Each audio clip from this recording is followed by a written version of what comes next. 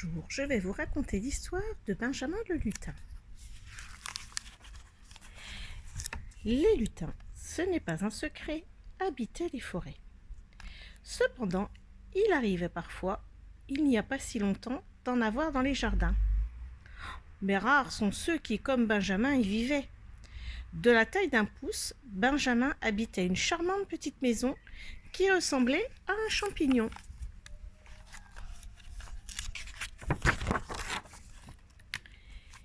S'il y faisait souvent la sieste, il ouvrait aussi de temps en temps un œil pour surveiller les fraises qui poussaient sous ses fenêtres et dont il était friand. Pourtant, il n'avait rien à craindre de ses voisins, bien au contraire. Tellement fiers d'avoir un lutin dans leur jardin, ils le gâtaient énormément.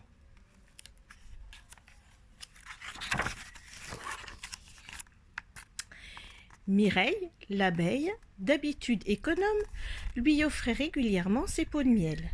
Et jamais Léon le bourdon ne lui rendait visite les mains vides.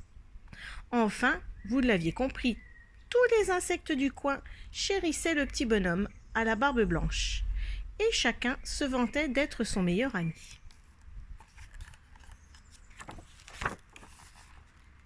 Jusqu'au jour, au triste jour, où une bourdonnante rumeur circula dans le jardin.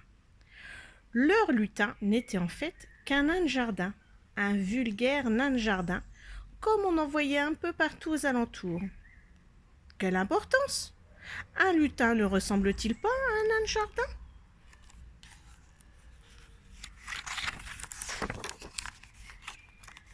Eh bien, détrompez-vous. L'importance était de taille, car à la différence des lutins, les nains de jardin avaient, je dois dire, une très mauvaise réputation. On leur reprochait souvent, un peu à tort, d'être des voleurs, des menteurs et bien d'autres choses encore.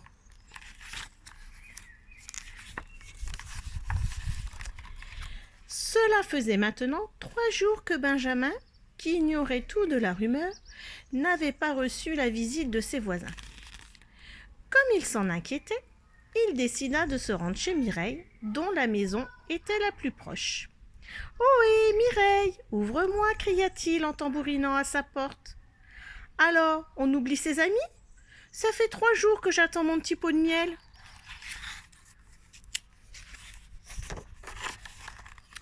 Soudain, quelque chose de très excité, de terriblement énervé, ouvrit la porte et cria très fort. « Allez, oust, dehors! Il n'y a pas de miel pour les vilains nains de jardin. » « Mais je suis un lutin » s'écria avec indignation Benjamin. Trop tard, la porte s'était déjà refermée sur lui. Il fut aussi bien reçu par Léon le bourdon, et Siméon le papillon lui réserva le même accueil. Désormais, personne ne voulait lui parler, ni même lui dire simplement bonjour. Et pourtant, le pauvre Benjamin était bien, je puis vous l'assurer, un lutin, un vrai lutin. La preuve en est qu'il quitta sa maison pour vivre dans la forêt. Et ça, jamais un nain de jardin ne le ferait.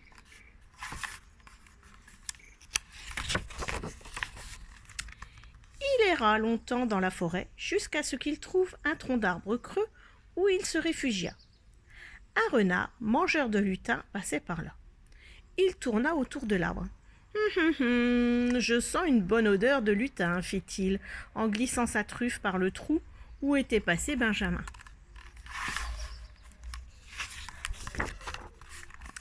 Alors, une voix tremblotante dit « Je ne suis pas un lutin, je suis juste un nain de jardin.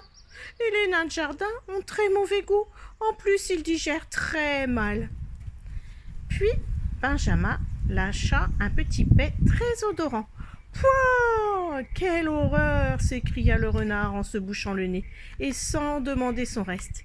Il s'éloigna. Pendant ce temps, les habitants du jardin eurent vent d'une autre rumeur qui disait exactement l'inverse de la précédente. Benjamin, mais vous le saviez déjà, était assurément un lutin. Tous, à commencer par Mireille, voulaient s'excuser auprès de lui. Ne le trouvant pas dans sa maison, Ils le cherchèrent un peu partout avant de constater avec tristesse que leur lutin avait disparu. Ce n'est que 3 jours plus tard que Benjamin réapparut dans le jardin. La vie y était quand même plus douce et surtout on n'y rencontrait pas de renards, seulement des amis, tout repentant qu'ils l'attendaient avec des petits pots de miel et d'autres bonnes choses encore. Voilà, l'histoire est terminée, nous allons chanter une abeille. Une abeille dort dans mon oreille, la coquine, la coquine. Une abeille dort dans mon oreille, la coquine avait sommeil. Bon après-midi à vous et à demain. Au revoir.